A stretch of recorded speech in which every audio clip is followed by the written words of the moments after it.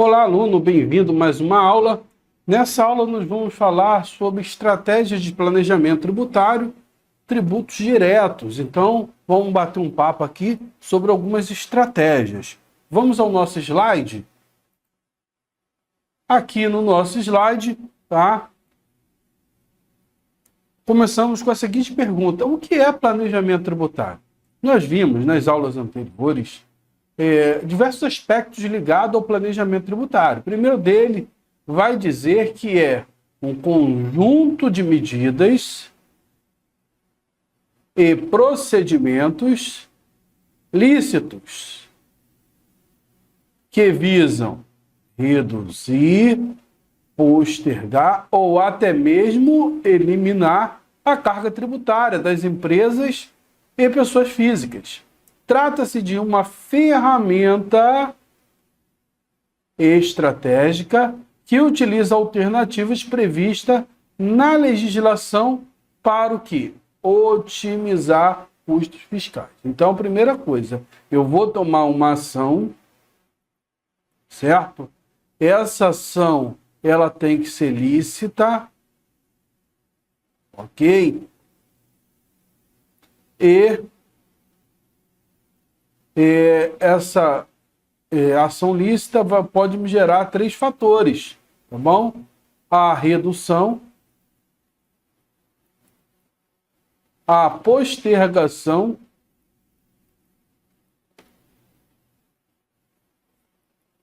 ou, tá, até a eliminação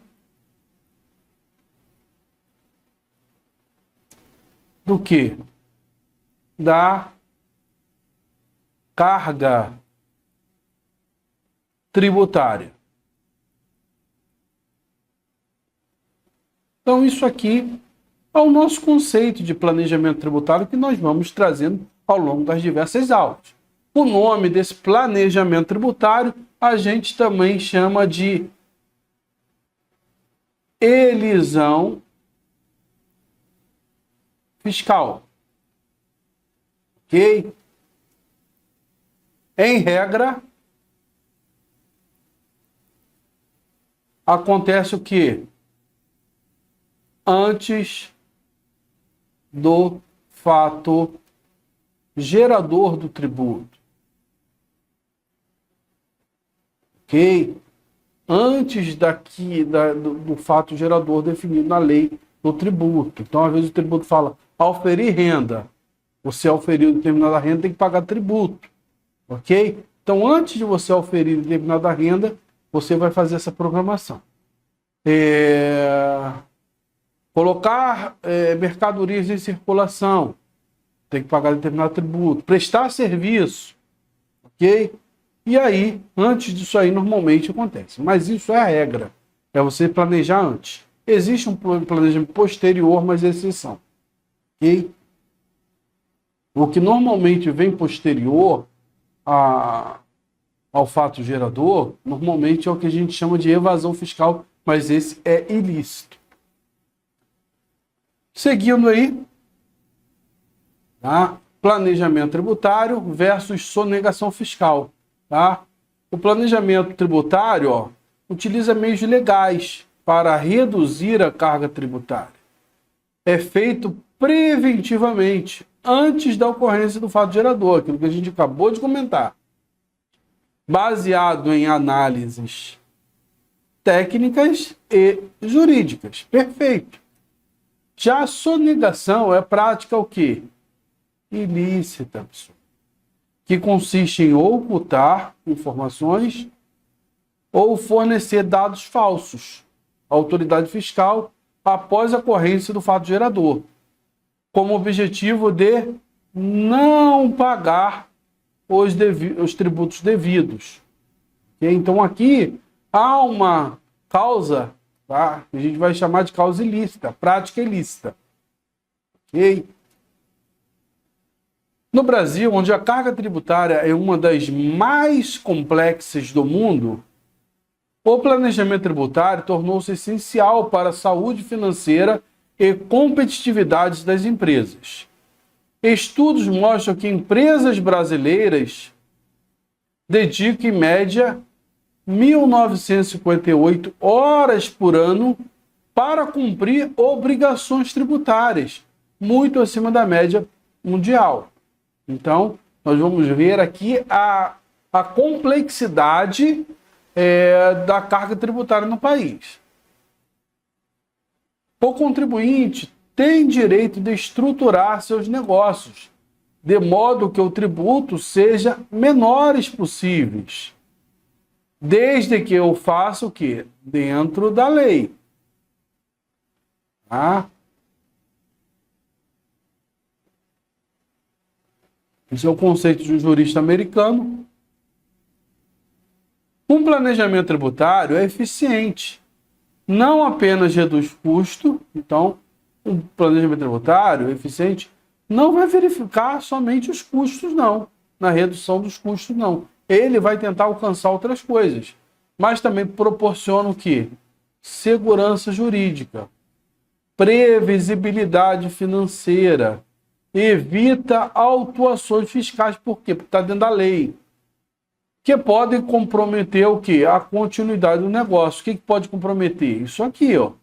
Se eu tomo bastante autuação fiscal porque estou fazendo alguma coisa, quem tomou autuação porque faz alguma coisa de errado. Normalmente, tá? Existe um caso ou outro que pode acontecer do fisco errar. Mas evitar essas autuações é exatamente para não comprometer o andamento. Porque se eu tomo uma autuação muito alta, dependendo da estrutura da sua empresa, a sua empresa não vai suportar isso. Ok? Outra coisa é segurança jurídica. Se você fez um planejamento tributário adequado, você consegue manter aquilo ali com tranquilidade, sabendo que está adequado à lei, fazendo tudo conforme determina a legislação. E isso vai facilitar o quê? Você tem um planejamento financeiro adequado. Você vai saber qual é a sua necessidade real durante o tempo de pagamento dos tributos. Ok? Temos aqui uma figurazinha que a gente tira da nossa apostila. De acordo com os dados da Receita Federal, a carga tributária brasileira representa aproximadamente 33% do PIB. Ok? Sendo que as empresas direcionam, em média, 1/3 do seu faturamento para pagamentos de tributo. Esta realidade impacta diretamente a competitividade das empresas brasileiras no cenário internacional. Então, em média, as empresas pagam 1/3 do seu faturamento de tributo. Desafios da legislação tributária. Então, quais são os desafios da legislação tributária? Olha, constantes alterações legislativas. Daqui a pouquinho eu vou trazer uma foto para a gente sobre a quantidade de legislação que foram alteradas ao longo dos anos, ou que nasceram novas, né? Que exige atualização constante, permanente. Tá? Interpretações divergentes por parte das autoridades fiscais e tribunais. Então isso aqui também demanda, porque às vezes o município interpreta um determinado assunto de um jeito e o outro município já entende de outro. Então você tem que fazer o seu planejamento de acordo com o ente, tá? A qual o seu negócio está incluído. Então, por exemplo, se eu tenho uma prestadora de serviço, normalmente o tributo que é sobre prestação de serviço é o imposto sobre serviço, ISS. Tá? Ele é um tributo municipal. Então, eu tenho que verificar em qual situação vai ocorrer, para qual município vai ocorrer o fato gerador, tá? O crédito tributário, para qual município vai ser constituído, para que eu possa me adequar à legislação daquele município. Ok? No geral, ele tem de ser quase igual aos demais municípios. Mas pode ter uma particularidade ou outra de interpretação que pode ser divergente. E aí, normalmente, o que é recomendado? Você estudar os julgados anteriores dessa localidade. Outro fato são as obrigações acessórias, numerosas e burocráticas. Tá? Isso aqui também tem muito vínculo com o regime tributário escolhido. Alguns regimes são mais simplificados, então tem menos obrigações tributárias. Outros já têm que fazer ali a comprovação completa, então vai exigir um maior número aí de obrigações acessórias. Lembrando que obrigações acessórias são aquelas obrigações de fazer ou não fazer, porque tem a obrigação principal, que é a obrigação de pagar. Nós não estamos falando dessa. Estamos falando da acessória, que é quando o fisco determina, você tem que fazer isso, você não pode fazer isso. Então, isso é obrigação acessória. Prazos exíguos, tá, para adaptação às mudanças legislativas. Então, por exemplo, há alguma mudança, então, dependendo da mudança, pessoal, vai requerer mais tempo para a adaptação. Nós vimos aí a reforma tributária. Então, a gente precisa, por quê? Porque é uma lei que mexeu numa complexidade muito grande. Mas existem legislações menores, tá? Em que não demora tanto tempo assim. E aí você tem que se adaptar muito rápido. O prazo ali para adaptação é pequeno. Ok? A legislação brasileira prevê diferentes regimes tributários, cada um com características específicas, que pode ser mais ou menos vantajosa, dependendo do perfil da empresa. A escolha adequada do regime tributário é uma das principais estratégias para otimizar a carga fiscal relacionada aos tributos diretos. Então aqui é interessante a gente verificar, tá? É claro que não somente a escolha do regime tributário, diversas variáveis devem ser levadas em consideração, mas essa aqui é uma das principais estratégias. Tá? Para o quê? Para otimizar a carga fiscal. E aí nós vimos já os diversos modelos fugiu a palavra, de regime tributário. Tá? E nós temos aí o lucro real, e qual se apura, tenta se apurar o lucro de fato, tá? O presumido, um percentual sobre o faturamento,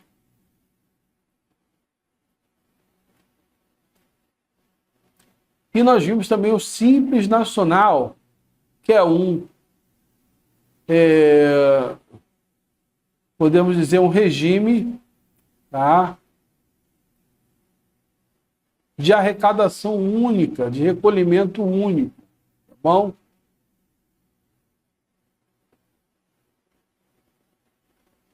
Ele tenta simplificar ali, e normalmente esse regime vem diversos tributos, tá? Então ele vai facilitar em uma única guia de recolhimento de diversos tributos. E aí nós temos aqui o lucro arbitrado, que para alguns autores não é considerado regime tributário. Por quê? Porque o lucro arbitrado não é você que escolhe, é quando normalmente há uma ilegalidade dentro das suas demonstrações contábeis para calcular ali o seu, podemos dizer assim, o seu faturamento, achar ali a base de cálculo para recolher o tributo. Então, o lucro arbitrado, normalmente quem escolhe o lucro arbitrado é o fisco. O fisco fala assim, olha, tu seguiu lá o Simples Nacional, só que essa base de cálculo aqui não está correta não, porque você omitiu receita. Tem erro aqui, então sua receita não é essa não. Então, eu, fisco, vou atribuir qual é o valor da sua receita. Eu vou utilizar aqui cálculos aqui, vou olhar os livros, vou puxar aqui os extratos e vou indicar qual é o seu lucro. Então, eu, fisco, vou arbitrar o seu lucro de acordo com a legislação. Então, esse lucro arbitrado é utilizado para situações excepcionais, geralmente quando há ausência de escrituração contábil adequada ou recusa de apresentação de documentos fiscais. Pode ser imposto pelo fisco ou escolhido pelo contribuinte. Isso aqui é o mais difícil de acontecer. tá? Normalmente, o lucro arbitrado é utilizado pela escolha do fisco, ok? Mas, como está aqui no nosso material, vamos entender que também pode ser escolhido pelo contribuinte. Regimes e alíquota. Então, do lucro real, presumido e arbitrado, tá? As alíquotas de imposto de renda e contribuição social sobre o lucro líquido vai ser os mesmos percentuais, ok? O que muda? É na forma em que o lucro é encontrado, tá? Então, no lucro real, lucro de fato, esse aqui no lucro presumido é o percentual que se presume. No lucro arbitrado, normalmente o fisco é quem determina, que faz a medição. Já no Simples Nacional, as alíquotas são de acordo com o faturamento, tá? E a atividade. Então, o Simples Nacional, por abranger uma quantidade maior de tributos em uma única guia, existe ali as diversas faixas, tá bom? Então, praticamente, o que a gente viu aqui foi um resumo das aulas anteriores, tá? A escolha do regime tributário deve ser realizada anualmente. Lembra que quando a gente escolhe, a gente não pode alterar no meio do caminho?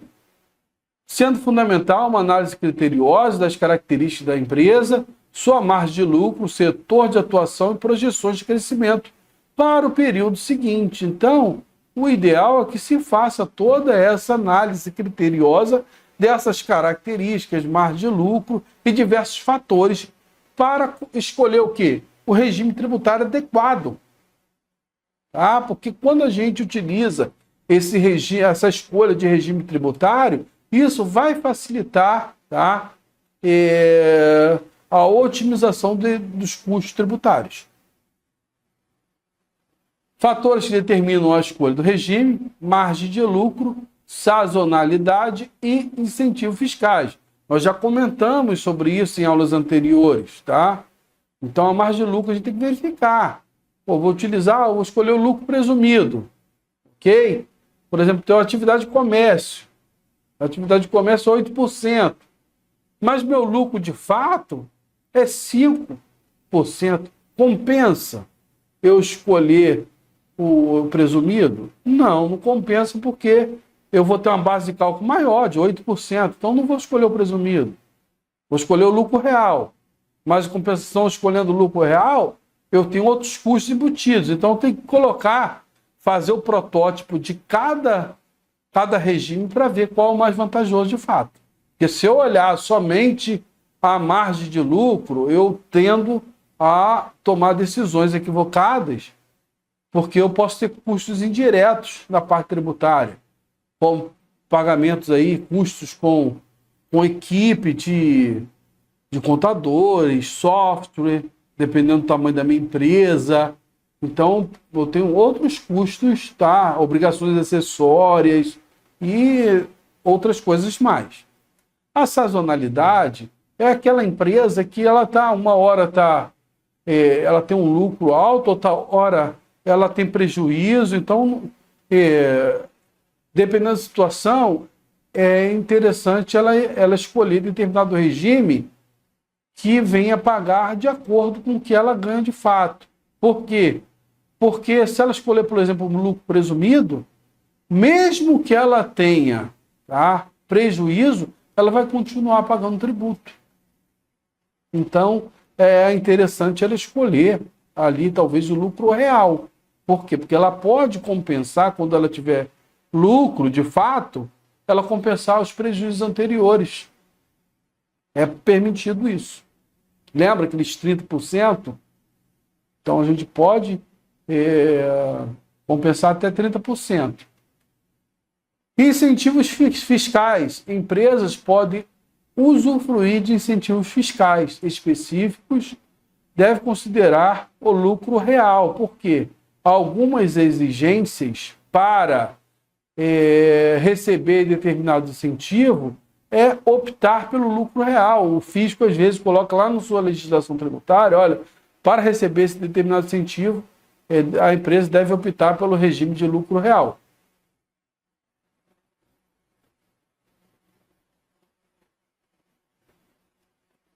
Análise comparativa. Tá? Para uma empresa de comércio com faturamento de 10 milhões, podemos exemplificar a escolha entre o lucro presumido e o lucro real. Ok? Então, por exemplo, eu estou aqui no lucro presumido, então eu tenho que pagar o quê? 8%, tá? Sobre o faturamento. Ok? 8% não. 8% é para achar a base de cálculo, tá? É para achar o meu lucro, de fato. Então vai dar 800 mil. Meu lucro presumido é 800 mil. E com isso eu vou aplicar aqui para o imposto de renda. E aí pago 120 mil de imposto de renda. Ok? O adicional é em cima da diferença. Então eu pego ali os 800 mil ao 100% que eu paguei, mas lembra que eu pago adicional do que ultrapassa os 20 mil mensais? Então, 20 mil mensais, 20 vezes 12, 240. Então, vou pagar aqui sobre, isso aqui vai dar 560 mil, sobre 560 mil, 10%. Então, vou pagar 56 mil de adicional. Tá? Então, só aí estou pagando 176 mil de imposto de renda. A base de cálculo para contribuição sobre o lucro líquido é de 12%. Então, 12% de 10 mil, 10 milhões, 1 milhão e 200 mil. Ok? O percentual 9%. 9% sobre a base de cálculo vai dar 108 mil. Aí eu vou partir agora para o lucro real. E aí a margem real é de acordo com a empresa. Então, por exemplo, aconteceu de ser 5%. Então, eu vou achar o lucro contábil, tá? 5% de 10 mil, de 10 milhões, perdão, 500 mil. Tá? Aqui, não está aqui no caso, eu vou entender que não tem ajuste. Então, estou considerando o lucro contábil como lucro tributário. Tá? E aí o imposto devido vai ser 15% sobre os 500 mil. Vai ser 75 mil. O adicional é a diferença. Tá? 500 mil menos 240 vai dar 260 mil. Ou seja, o que passou o limite, tá? Aí eu vou pagar 10% em cima, 26 mil. De imposto de renda, eu tenho aqui 75 mais 26. Então, eu tenho 101 mil reais. Então, aqui, eu já vi que eu paguei menos, ó. 101 e do outro lado, 176. Já aqui no lucro real. A contribuição sobre o lucro líquido, tá? A base de cálculo é a mesma, porque eu utilizo o lucro tributário, o lucro contábil, incluindo ou retirando ali os ajustes, ok? Os 500 mil sobre 9% vai dar 45 mil, deu menor aqui também. Então, para o fator econômico, o lucro real para essa empresa compensa mais. Por quê? Porque a margem real de lucro dele é pequena, é menor do que aqui, ó, utilizado aqui, ó, 8% e 12% para achar a base de cálculo. Ok? Para achar o lucro presumido. Então, aqui é o lucro de fato. Então, não compensa. Aqui, pelo lado financeiro, o lucro presumido. Principais técnicas para otimização tributária: economias potenciais, compensação de prejuízo, incentivos fiscais, lucros versus prolabore. A distribuição de lucros versus prolabore é a substituição parcial do prolabore, sujeito a imposto de renda e INSS, por distribuição de lucros isento de tributação para sócio, pode resultar em economia significativa. Então, aqui uma simples escolha, entre distribuição de lucro e prolabore já modifica. Ok? Por quê? Porque sobre prolabore ele está sujeito ao imposto de renda e ao INSS. Já a distribuição de lucro, não. O aproveitamento de incentivos fiscais. A utilização de incentivos, como a lei do bem, redução até 34%, do imposto de renda em projetos P&D,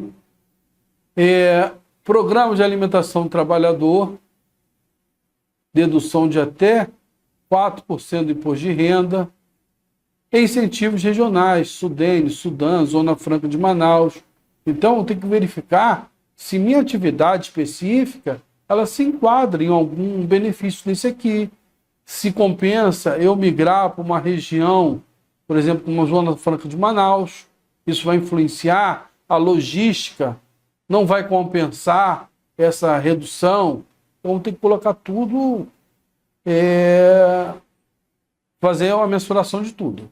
Compensação de prejuízos fiscais. A empresa do lucro real pode compensar prejuízos fiscais de períodos anteriores, limitados a 30%, aquilo que a gente já tinha comentado.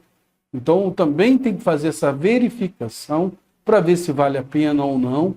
Ok? Então, se é uma empresa muito sazonal, que uma hora tem lucro alto, outra hora tem prejuízo, é interessante optar pelo lucro real. Agora, se é uma empresa bem regular, que tem seus lucros muito bem definidos, eu tenho que verificar se vale a pena ou se não vale. Eu mensuro não apenas pelo valor, ok? Mas por outros fatores também. Outras estratégias relevantes: juros sobre o capital próprio, a remuneração dos sócios pelo capital investido na empresa, deduzível da base de cálculo do imposto de renda e contribuição social sobre o lucro líquido. Então, para empresas, a dedução de até 34%, ok? E para sócios, até 15% de imposto de renda na fonte. Reorganização societária. A estruturação societária adequada pode gerar economia tributária significativa, especialmente em grupos empresariais. Então, por exemplo, separação de atividades em CNPJ distintos, e a gente vai ver determinados aglomerados, eles separam, as suas empresas, por diversos CNPJs, ou seja, criando novas pessoas jurídicas. Hold para gestão patrimonial, exatamente, uma hold que vai controlar tudo isso. Uma estruturação para sucessão familiar e empresarial. Okay? Então, aqui também é discutido isso, até a sucessão dessa companhia, dessa empresa, essa hold. O planejamento tributário não busca brechas em lei, mas sim a aplicação adequada na legislação vigente. Para o quê? Para obter a menor carga tributária possível dentro dos parâmetros legais. Isso aí, Heleno Torres, especialista em direito tributário. Uma prática fundamental para o planejamento tributário operacional é a gestão adequada de provisões e contingências fiscais, que permite antecipar possíveis passivos tributários e planejar o seu impacto no fluxo de caixa na empresa. Então, eu vou utilizar um planejamento tributário, se há dúvida ali quanto ao fisco, muitas vezes, as empresas para evitar, tá, possíveis passíveis, ela faz ali o depósito do montante integral por via judicial, tá bom? Para questionar aquela situação. Por quê? Porque se ela perder, ela já fez o depósito, ok? E aí ela vai estar isenta de multas e juros. Seguindo, a análise prévia do risco. Então, eu vou fazer uma análise prévia. Tá? Então, avaliação periódica de procedimentos fiscais adotados pela empresa. Vou identificar os potenciais questionamentos pelo fisco e a mensuração dos riscos envolvidos. Ok? Então, vou verificar todos os fatores. Provisionamento adequado, reserva de recursos. Então, já vou fazer essa reserva de recursos para contingências fiscais, baseada em análise técnica de probabilidade de êxito em eventuais autuações. Okay? Então, se eu tenho uma dúvida, eu já faço essa reserva de recursos e pode ser que eu pague. Se eu não pagar, tudo bem, mas pode ser que eu pague. A implementação de calendário fiscal detalhado, então, é interessante ali utilizar uma ferramenta de calendário, ok? E por aí em diante. Para o planejamento tributário operacional eficiente, evitando que multas e juros por atrasos e garantindo o aproveitamento de benefícios fiscais dentro dos prazos legais. Então, quando você muitas vezes deixa de pagar no prazo, você perde alguns benefícios. Estratégias operacionais de tributo, gestão de datas e fatos geradores. Então, tem que ter o controle disso. Postergar o reconhecimento de receita e antecipar despesas dedutíveis quando possível. Então, se não é dedutível, eu tento postergar, pagar depois. Agora, se é dedutível, eu tento antecipar. Permite adiar o pagamento de tributos diretos. Okay? Emissão de notas fiscais em datas estratégicas. Então, verifico qual a melhor data de emitir ali a minha nota fiscal. O reconhecimento adequado da empresa dentro do regime de competência. O controle de contratos a longo prazo para o reconhecimento parcial de receita. Ou seja, ao invés de reconhecer de uma vez só aquele contrato, você coloca alguma cláusula ali que, de acordo com o que vai sendo executado, ele vai sendo reconhecido, fato gerador, parcialmente, de acordo com que você vai entregando parcialmente os produtos. Revisão e classificação fiscal. A correta classificação contábil fiscal de despesas impacta diretamente na determinação da base de cálculo dos tributos diretos. Então, o que eu vou fazer? Identificação de despesas operacionais dedutíveis, documentação adequada para comprovar as necessidades das despesas, avaliação periódica de procedimentos para prevenir glosas fiscais, controle de obrigações acessórias, ok? Então tem que ter esse controle. Por quê? Porque isso aqui vai atrapalhar um pouco o meu lado operacional. Então, dependendo da situação, isso aqui pode gerar até uma obrigação principal. Então, por exemplo, se é uma obrigação acessória que eu não cumpri, pode gerar multa. E a multa é paga, não é? A multa é uma obrigação principal. Ok? Então tem que tomar muito cuidado. Então tem que cumprir rigorosamente as obrigações acessórias e evitar o que? Multas, manter a empresa em situação regular perante o fisco. Cronograma fiscal atualizado. Então eu utilizo ali uma base do cronograma, tá, para entregas de declarações acessórias. Sistema de alerta para prazos fiscais. Monitoramento de inconsistências em declaração entregues. Então, eu verifico se há alguma inconsistência daquilo que, embora tenha sido cumprido, mas foi cumprido não totalmente com a certeza daquilo que deveria ser entregue, com um cálculo adequado, com a documentação adequada. Então, preciso fazer esse ajuste para que evite possível multa, possível autuação futura. Metodologias para apuração e gestão. A gestão efetiva de tributo direto envolve procedimentos sistemáticos de cálculo, registro e controle, que variam conforme o regime tributário adotado pela empresa. Essa gestão deve ser integrada aos processos contábeis e financeiros da organização. Então, aqui, o que nós vamos ter aqui? Professor, ficou muito confuso aqui. Então, aqui, olha, a gente tem alguns procedimentos de cálculo, registro e controle que ele vai ser diferente para cada tipo de regime tributário.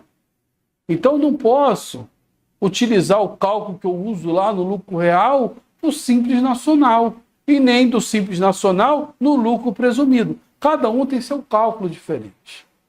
Tá? E aí eu tenho que entender isso para que quando eu for fazer o processo contábil e financeiro, eu não me perder. Por isso que nós, quando estudamos as aulas, nós separamos. Ó, você escolheu esse regime aqui, o cálculo é assim. Você escolheu outro, o cálculo é diferente. É a tabela diferente, é o percentual diferente. Então, a gente tem que ter esse entendimento, tá? Porque isso vai influenciar na gestão efetiva dos tributos, nos seus valores. A apuração de imposto de renda e contribuição social sobre o lucro líquido, tá? Seguem periodicidade específica de acordo com o regime. Então, eu escolhi o regime, eu vou ter aqui a periodicidade de acordo com o regime tributário. Então, lucro real pode ser trimestral, pode ser anual. Ok? Com antecipações mensais, no caso do anual, né? Por estimativa ou balancete. Lucro presumido, apuração trimestral. Simples Nacional, apuração mensal, unificado com outros tributos. Então, isso aqui acho que já está no sangue quando nós estudamos cada fator desse aqui separado. Exemplo prático de apuração, lucro presumido. Então, aqui tem um cálculo do lucro presumido, que é aquele cálculo que a gente faz normal. Tá bom?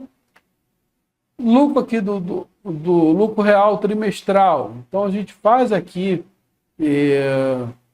a situação de apuração do lucro real, tá? Trimestral. Aqui ele utilizou até um ajuste, ó, tá? Pegou aqui o lucro contábil trimestral e transformou em lucro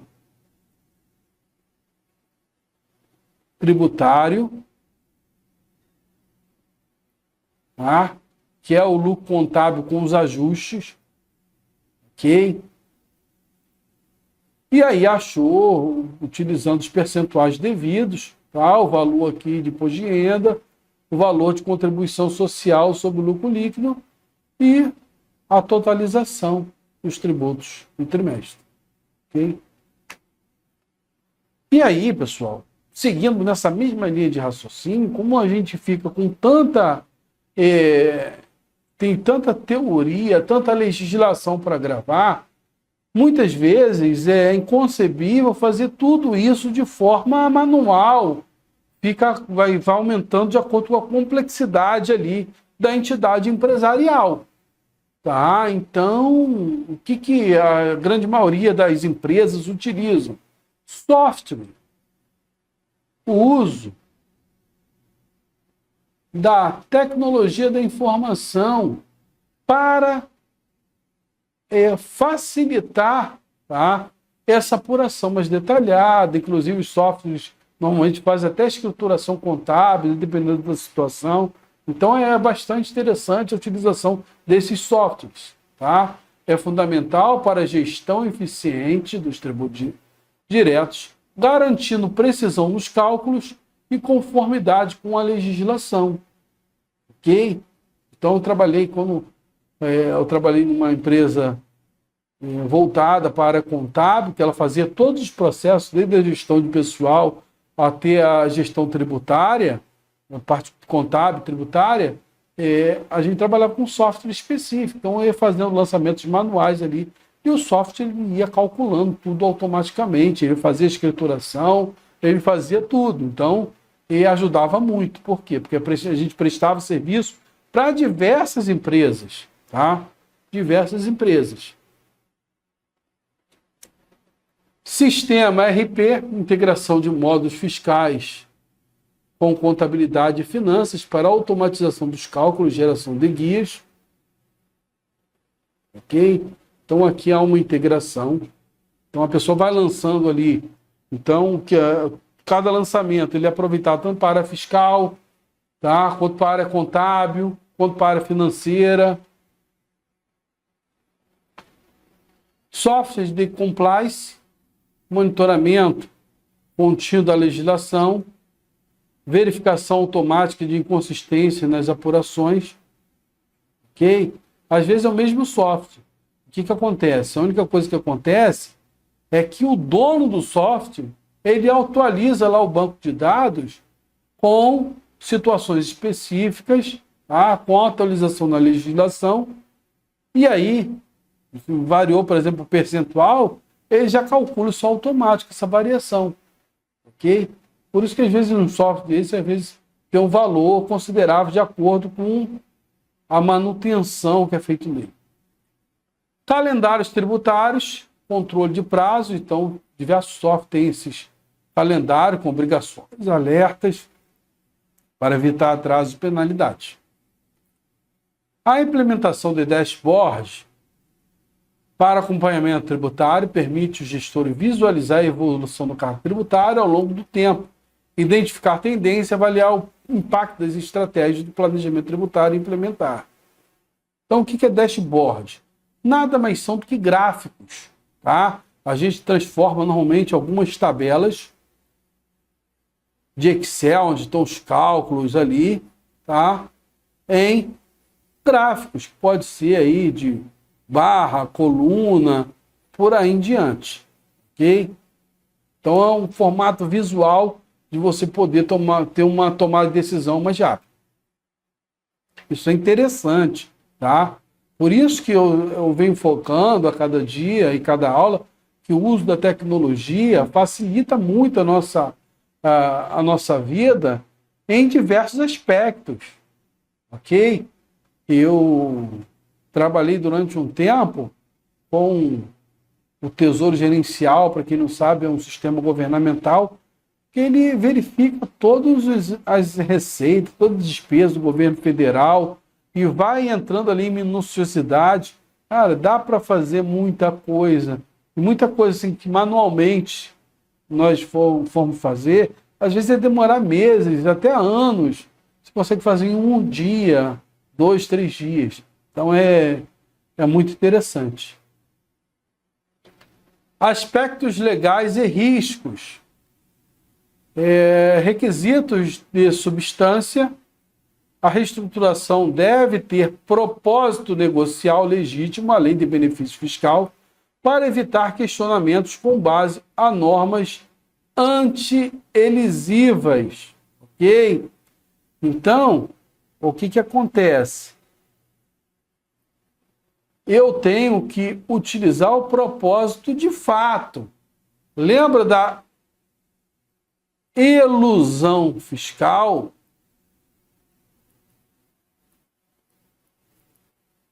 Ele está falando praticamente disso. Tá? Que eu tenho que tomar cuidado. Por quê? Porque para combater a ilusão, nasceram que as normas anti-elisivas. Ué, anti-elisiva, professor? Elisiva não é aquilo que é de acordo com a lei? Então, deixa eu te explicar uma coisa. Existe a elisão fiscal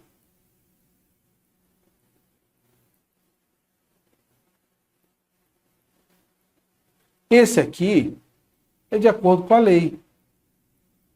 Mas nós temos também a chamada elisão ineficaz, que é a mesma coisa do que elusão, que também tem outro nome, como abuso das formas. Então, o legislador, ao fazer uma legislação para combater isso aqui, a elisão ineficaz, elusão, abuso das formas, ele pegou só esse primeiro pedaço. E aí colocou o nome das normas antielisivas. Tá? Só que essa elisiva aqui se refere ao quê? A elisão ineficaz, ou seja, elusão. Ok? Então, a norma antielisiva é para combater o quê? A elusão fiscal, tá? Então, basicamente isso. Além do benefício fiscal, então aqui a reestruturação, propósito negocial legítimo. Além do benefício fiscal, para evitar questionamentos com base em norma antielisiva. Exatamente. Documentação robusta, formalização adequada, com laudos de avaliação, atas, contratos, registros nos órgãos competentes. É fundamental para dar segurança jurídica às operações, para ninguém dizer que tudo criou aquela empresa de fachada. Ok? Planejamento cuidadoso, avaliação prévia dos impactos tributários em todos os níveis, federal, estadual, municipal, e consequência ao longo prazo da reestruturação. Então, eu vou utilizando tudo isso aqui. É importante para que eu não seja enquadrado lá na elusão ou elisão ineficaz. A reestruturação societária deve ser implementada com orientação especializada. Não deve ser feita de qualquer maneira, tá? Considerando não apenas aspectos tributários, mas também questões contábeis, societárias, sucessórias, para garantir o resultado sustentável e juridicamente seguro. Então, por exemplo, vou alterar somente minha reestruturação, fazer uma reestruturação societária, vou alterar aqui a natureza jurídica aqui da minha empresa, vou utilizar, cara, quando tu altera alguma coisa, tu está alterando, tá? Também o regime jurídico, as práticas jurídicas. Então, você não deve se basear apenas na economia tributária, mas em outros diversos fatores que podem impactar na sucessão de sua empresa, ok? No quadro societal. Então, tem que tomar muito cuidado com isso aqui. Por isso que é interessante a orientação especializada quanto a esse fator. Otimização tributária através da engenharia societária. A reestruturação societária representa uma das estratégias mais sofisticada de planejamento tributário. Ok. Envolvendo reorganização da estrutura empresarial para obter o quê? Vantagens fiscais significativas. Além de outros benefícios operacionais e sucessórios. Aquilo que a gente acabou de comentar aqui no slide anterior. Então aí nós temos fusões, a união de duas ou mais sociedades para formar uma única sociedade, permitindo o aproveitamento de créditos fiscais e compensação de prejuízos fiscais.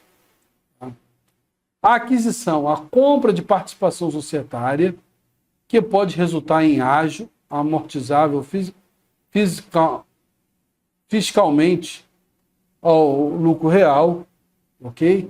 Gerando economia aí, diversos tributos, como imposto de renda, contribuição social sobre o lucro líquido, cisões, divisão total ou parcial do patrimônio para a criação o quê? De uma nova empresa ou incorporação em empresa existente. Então, eu pego aqui, eu tenho uma determinada empresa, eu corto ela, transformo em duas. Ok? Nasce duas novas empresas. Ou eu tenho aqui duas empresas, continuo um pedaço aqui, e a outra parte vai funcionar na empresa já existente. Ou seja, estou incorporando a outra empresa já existente. Então, uma cisão pode dar de duas maneiras. A separação de atividades para a otimização tributária. Uma estratégia frequente utilizada é a segregação de atividades em diferentes entidades jurídicas, permitindo cada um adote o regime tributário mais adequado ao seu perfil operacional. Ou seja, eu tenho uma empresa, uma sociedade empresarial, tá? Que ela trabalha tanto com a área comercial como a área de serviço. Eu tenho que avaliar se é interessante para essa empresa permanecer com essas duas atividades em uma única pessoa jurídica. Porque pode ser mais interessante eu transformar isso numa empresa, vou chamar de empresa 1, que é só comercial, e a outra, que eu vou chamar de empresa 2, que é só prestação de serviço. Mas por que isso, professor? Porque aqui eu posso escolher um regime tributário.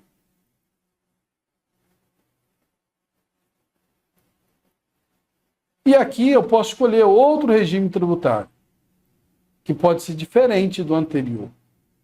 Tá? Já quando eu tenho tudo dentro da mesma empresa, eu só posso escolher um regime tributário. Então, o que vai valer para comercial vai valer para serviço. Ok? Então, acho que eu tenho até um exemplo aqui depois. Ó, caso prático, uma empresa de comércio e serviço. Uma empresa com atividade de comércio, presunção de 8% no lucro presumido, e serviço, presunção de 32%, pode separar operações de duas empresas. A empresa A, comércio, optante pelo lucro presumido. Por quê? Porque o lucro é menor, então compensa. E a empresa B, serviço específico, optante pelo lucro real. Por quê? Porque não vai pagar 32%. Será que vai compensar? Então, se ela tiver baixa lucratividade, é lucro real ou até mesmo um simples nacional se exigível. Então, a gente tem que fazer aquelas simulações para verificar de fato o que é mais vantajoso. Tá?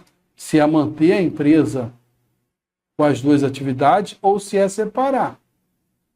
Ok?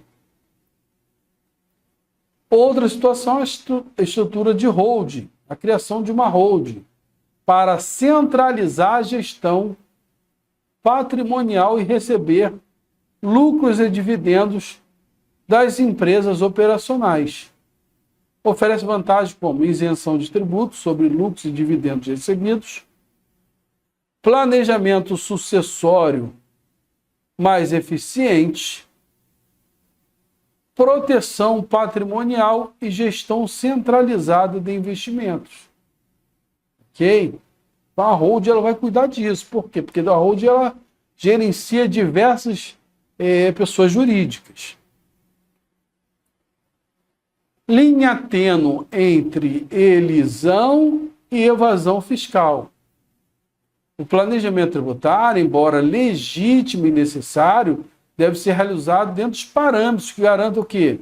Sua conformidade com a legislação e jurisprudência vigente. Então, aquilo que eu falei, verificar a jurisprudência do ente, verificar a jurisprudência dos tribunais, como estão julgando determinada causa relativa a determinado tributo.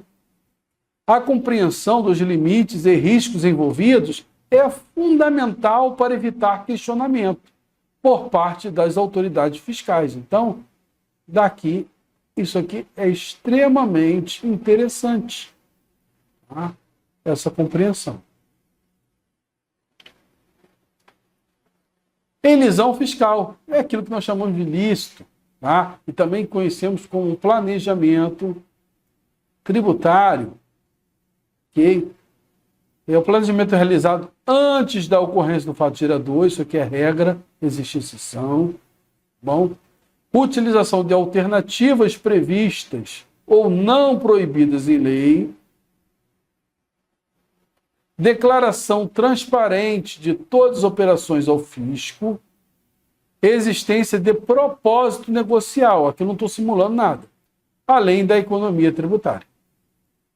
Então aqui eu tento maximizar tudo para que eu tenha o quê? Uma economia tributária, tá? Utilizando um planejamento adequado antes do fato gerador.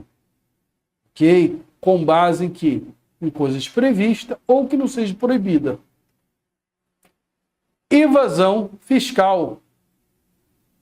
Aquilo que é ilícito. Ação ou omissão após a ocorrência do fato gerador. Então, a regra é que é após. Ocultação, falsificação de informações. Então, o problema aqui é estar na informação, que pode ser oculta ou pode ser falsa. Operações simuladas, sem substância econômica. A pessoa emite ali uma nota fiscal que não tem adequação àquilo que deveria ser, tá? Ou seja, omitiu informações. Uso de laranja ou empresa fantasma. Fraudes em documentos, tá? E em relatórios contábeis. Norma anti-elisiva em entendimento físico. Já expliquei sobre isso aqui, tá? Então, essa norma anti-elisiva é para elusão fiscal ou elisão ineficaz. Lembra o que é elusão? Eu troco o E pelo I. Ilusão. Ou seja, o agente ele quer enganar o fisco. Tá? Utilizando o quê? Uma simulação. A legislação brasileira contém dispositivos que visam coibir práticas abusivas de planejamento tributário, mesmo que formalmente ilegais. Aqui não há ilegalidade, tá? Está utilizando a lei, mas está simulando alguma coisa utilizando a lei. O conhecimento das normas é essencial para a estratégia tributária segura. Então, se você conhece as normas anti-elisivas, você não vai cometer colocar sua empresa em risco. Norma geral anti-elisão, artigo 116 do CTN, autoriza a desconsideração dos atos de negócio jurídico praticados com a finalidade de simular a ocorrência do fato gerador ou a natureza dos elementos constitutivos da obrigação tributária. É a simulação. Tá? Conceito de abuso de direito. A aplicação do princípio que proíbe o exercício de um direito de forma excessiva com o único propósito de evitar a incidência tributária, sem propósito negocial legítimo. Eu constituir uma empresa, mas não tenho interesse nenhum, eu só estou fugindo da prática tributária. Então, isso aqui é chamado de abuso de direito. Tá? Ou abuso das formas também. Simulação e dissimulação, caracterização de operações aparentes, que ocultam a verdadeira natureza do negócio jurídico, levando à nulidade do ato e à tributação conforme a realidade dos fatos. Tá? Então, aqui é elusão, tá bom? E as práticas de combate, tá? À ilusão. Papel dos profissionais de contabilidade e consultoria tributária. Ok? Então, o contador e o consultor tributário deve atuar como guardiões da conformidade fiscal, porque você vai ser responsável pelaquela conformidade, para entregar um trabalho que esteja adequado no cálculo, esteja adequado na legislação, esteja adequado nos relatórios, ok? Nas obrigações acessórias. Então, o contador especializado aí na área de gestão tributária, ele vai ser o guardião da conformidade fiscal, encontrando equilíbrio entre a otimização legítima da carga tributária e o respeito aos limites impostos pela legislação. Tá? Então, isso aqui é uma afirmação do Conselho Federal de Contabilidade. Então, eu quero otimizar a prática fiscal, mas eu também tenho que estabelecer, utilizar os limites legais.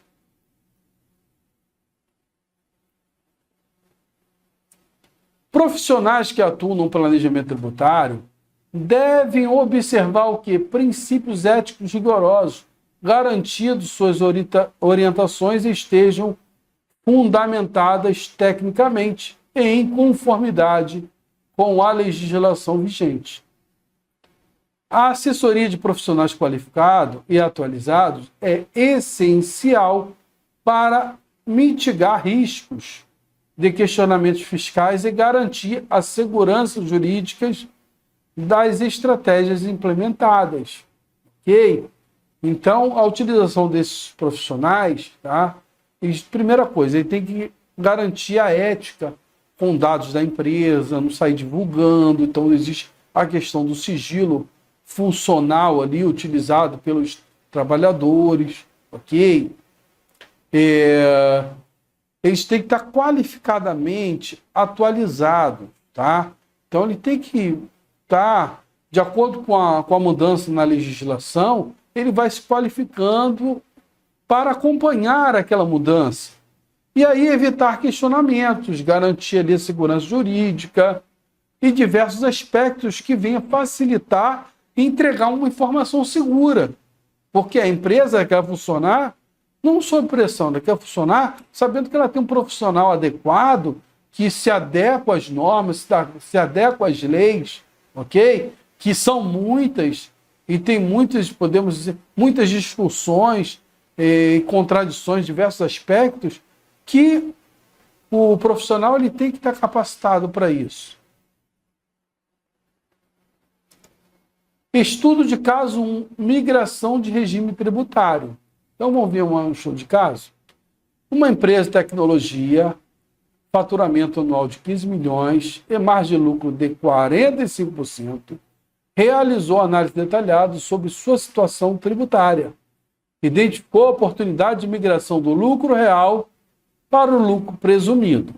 Tá? Primeira coisa que você vai perguntar, ele está dentro do limite? Então, obrigatório para o lucro real é somente o quê? Acima de 78 milhões. Como ele está aqui abaixo, 15 milhões, ele pode escolher, tá? Optar pelo lucro presumido. Tá bom? Então, ele pode tanto ser ali o lucro real quanto presumido. Agora, se passar dos 78, só o lucro real. Situação inicial, aí nós vamos ter o cálculo, ok? Então, se for calcular o lucro contábil, seria aqui 6 milhões, aproximadamente 750 mil. E aí, ele iria pagar de imposto de renda e contribuição social sobre o lucro líquido 2 milhões 295 mil. Tá? Aí vamos para o lucro presumido, que é 32%, que vai dar o valor de 4 milhões 800 mil. Tá? Então, essa aqui é a base, 32%. Base para o imposto de renda e base também para a CSLL. Fazendo faturamento, tá? Aqui de 15% e aqui de 9%, ok? Aqui mais o adicional de 10% sobre o excessivo, valor excessivo, nós vamos chegar nesse valor aqui. E aí, olha a diferença tributária. tive a ver uma economia de R$ 663 mil, um valor considerável, uma redução de 29%. Tá? Além disso, a redução da complexidade nas obrigações acessórias. Lembra que no lucro real eu vou utilizar ali o lucro de fato, tá? Mas também eu tenho uma quantidade infinita ali, grande de obrigações acessórias. Ok? O ROI do planejamento é 4.420%, considerando o custo de implementação. Vamos lá, estude caso 2, aproveitamento de incentivos fiscais. Uma empresa de desenvolvimento de software com projetos de inovação implementou a utilização de benefícios da Lei do Bem para a dedução de investimentos em projetos de pesquisa e desenvolvimento, P&D aqui, tá? Coloquei aqui o significado, da base de cálculo do imposto de renda da pessoa jurídica. Implementação dos resultados. Investimento, 1.200.000. Dedução de adicional permitida, 60% a 100%. Exclusão da base de cálculo de 960.000. Uma economia tributária de 34%. Tá? Desenvolvimento de documentação técnica robusta para comprovar os projetos elegíveis. Então, aqui, ele vai utilizar, tá, uma lei para se beneficiar o quê? De dedução de investimento. Então, essa lei permite que ali a utilização, a implementação, o investimento, tá, que ele utiliza, ele possa deduzir determinado valor, variável aí de 60% a 100%, e nesse caso foi 80% de utilização. Então, é uma economia aí, tá, de 34%. Estude caso 3, compensação de prejuízos fiscais. Tá? Uma indústria do setor metalúrgico acumulou prejuízos fiscais de R$ 3.500.000 ao longo de 3 anos consecutivos.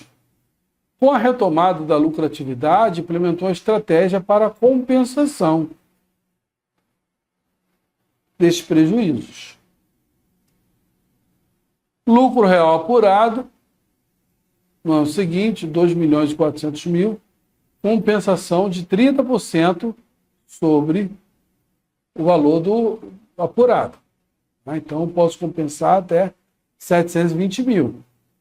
Uma economia tributária, olha, de 244.800, ou seja, 34%. Tá?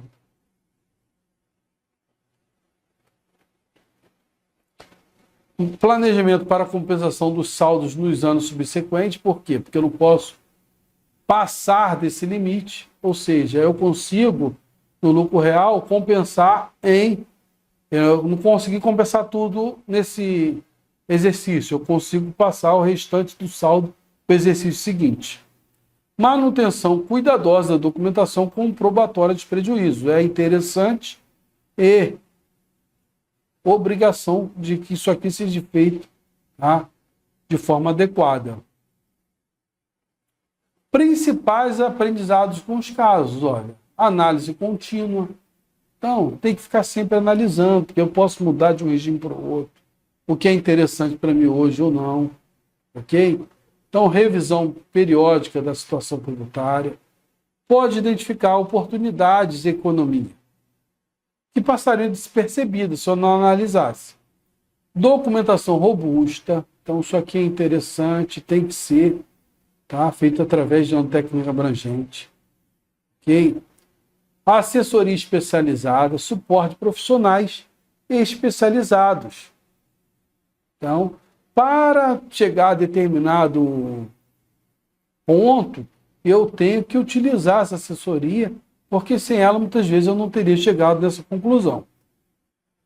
O planejamento tributário para tributos diretos representa um elemento essencial da estratégia financeira para empresas brasileiras, permitindo redução lícita da carga tributária e contribuindo para a competitividade e sustentabilidade dos negócios. Ou seja, você vai ter uma visão de quanto você paga, do seu regime, o que vai te permitir, não, qual é a sua margem de alteração, tanto para inclusão, para exclusão de determinada atividade, determinado valor, qual é a mensuração disso.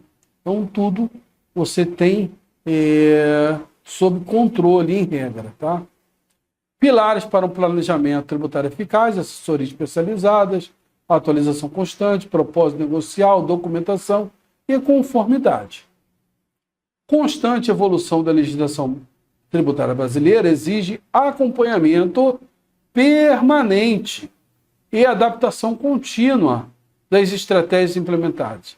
Enquanto algumas oportunidades se fecham com as novas normas, outras surgem a partir das alterações legislativas, jurisprudência ou inovações tecnológicas. Então tem que estar sempre acompanhando essa evolução. Por quê? Se eu olhar aqui no quadro ao lado, eu vou verificar que de 1988 a 2023, nós tivemos um total de 492.521 normas tributárias, quase 500 mil, tá? De normas tributárias. E aí, desse 500 mil, mais da metade, quase 500 mil, na verdade, mais da metade são legislações federais, seguindo aí pelas normas estaduais, e os municípios, que são em grande quantidade, é a minoria. Ou seja, tem menos alterações. Tá? Então, nós temos que estar atento a isso aí.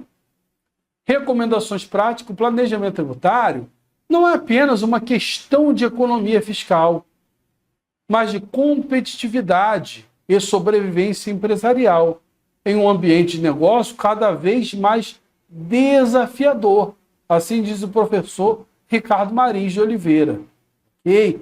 Então, fica ligado aqui, que não é questão só de economia fiscal, mas também de competitividade e sobrevivência empresarial. Por quê? Porque, às vezes, dependendo de determinada escolha, o tributo pode sufocar a entidade empresarial. Ok? Finalmente, é importante ressaltar que o planejamento tributário deve sempre estar alinhado com valores éticos e com o propósito maior da empresa. A cidadania fiscal responsável equilibra o direito legítimo de buscar menor carga tributária possível, dentro da lei e com reconhecimento do papel dos tributos no financiamento do Estado dos serviços públicos essenciais para desenvolvimento do país. Aqui também eu tenho uma situação de consciência. Tá? É claro que a gente quer pagar menos tributo como entidade empresarial, tá? Falando do lado da empresa. Tá? Mas também eu tenho que entender que aquilo que eu pago serve para financiar e contribuir com o desenvolvimento nacional, com a prestação de serviços essenciais, com o desenvolvimento do país, com a distribuição de riquezas, com a situação econômica. Tudo isso vai influenciar, porque quando influencia o mercado, a situação econômica do mercado financeiro, do mercado empresarial, da sociedade, influencia a minha atividade empresarial. Então, eu não posso só pensar na menor carga tributária, mas eu tenho que pensar também nas políticas públicas implementadas através da arrecadação tributária.